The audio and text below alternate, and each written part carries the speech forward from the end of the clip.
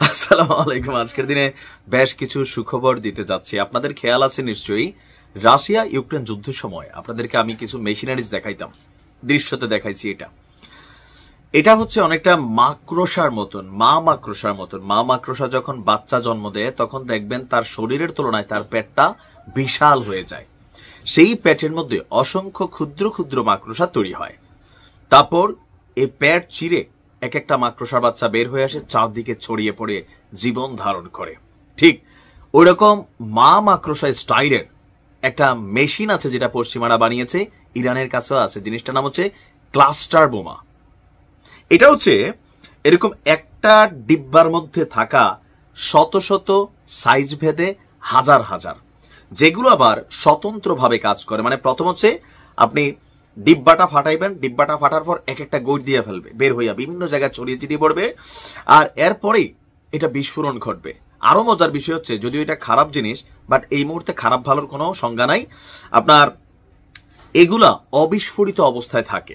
ধরেন 1 বছর 6 মাস পরেও যদি এটা নিয়ে কেউ নাড়াচাড়া করে তখন এটা বিস্ফোরণ ঘটে। যেমনটা আমরা দেখেছি রাশিয়া ইউক্রেনে ব্যবহার করেছে, আমেরিকা ইরাক আফগানিস্তান এবং বিভিন্ন যুদ্ধে এই ক্লাস্টার বোমা ব্যবহার করেছে, যেটাকে আইনত যুদ্ধে ব্যবহার করা নিষিদ্ধ করা হয়েছে। তো সেই জিনিসই এবার ইরান পাঠাইছে। ইরান বলতেছে মাত্র তো শুরু, খেলা হবে গুরু। ইরানের ছোড়া অন্তত একটি ব্যালিস্টিক ক্ষেপণাস্ত্রে ক্লাস্টার বোমা লোডেড ছিল এবং ক্লাস্টার বোমার ওয়ারহেড ছিল বলে দাবি করেছে ইসরায়েলের প্রতিরক্ষা বাহিনী আইডিএফ। এটিকে এই চলমান সংঘাতে সবচেয়ে বিপজ্জনক মোড় হিসাবে চিহ্নিত করা হয়েছে। আইডিএফ এর হোম ফ্রন্ট কমান্ড জানিয়েছে ক্ষেপণাস্ত্রটির ওয়ারহেডটি প্রায় 7 কিলোমিটার উচ্চতায় নামার সময় বিভক্ত হয়ে যায়। সিস্টেমটা কি? আকাশ থেকে জমিনের দূরত্ব 7 কিলোমিটার থাকতেই ক্ষেপণাস্ত্রটা আপনার পেটটা ছাইরা দেয় এবং সেখান থেকে আপনার যে ছোট ছোট ক্লাস্টার বোমাগুলো আছে সেগুলো ছড়িয়ে পড়ে। খবর হচ্ছে টাইমস অব ইসরায়েলের। এই গোলার নিজস্ব পরিচালন সক্ষমতা নেই এবং এগুলো কেবল মাটিতে গিয়ে পড়ে এবং যেখানে এগুলো আঘাতের সাথে সাথে বিস্ফোরিত হওয়ার জন্যই বানানো হয়েছে। ইসরায়েলের সামরিক কর্মকর্তা বলছে এই ধরনের ক্ষেপণাস্ত্র ইরানের অন্যান্য ব্যালিস্টিক ক্ষেপণাস্ত্র ওয়ারহেডের তুলনায় অনেক বেশি বিপজ্জনক এবং হুমকি স্বরূপ।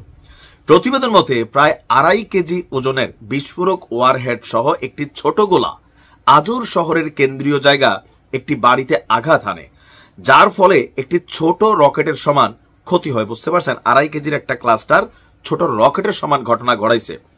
ইসরায়েলি কর্মকর্তাদের মতে ইরানের অন্যান্য অনেক গোলা বারুদ বিস্ফোরিত হয়নি, তবে অবিস্ফোরিত বোমাও যে বিপজ্জনক এটা হচ্ছে ক্লাস্টার ভার্সন। বিভিন্ন স্থানে ইরানের উদ্ধারকারী বাহিনীরা এই বোমাগুলোকে শনাক্ত করার চেষ্টা করছে। ইতিমধ্যে 20টা খুঁজে পাইছে এবং তা নিষ্ক্রিয় করার কথা জানিয়েছে ইসরায়েলের সেনাবাহিনী।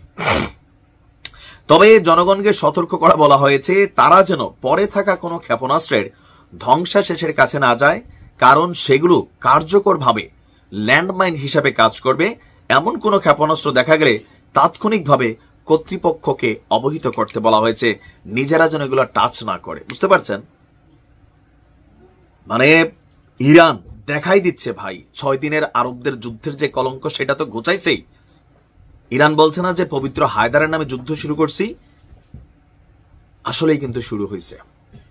এখন দেখা যাক 2 সপ্তাহ সময় আছে ট্রাম্প কোন অবস্থানে যায়, বাট ইরানের জয়যাত্রা অব্যাহত থাকুক। আসসালামু আলাইকুম।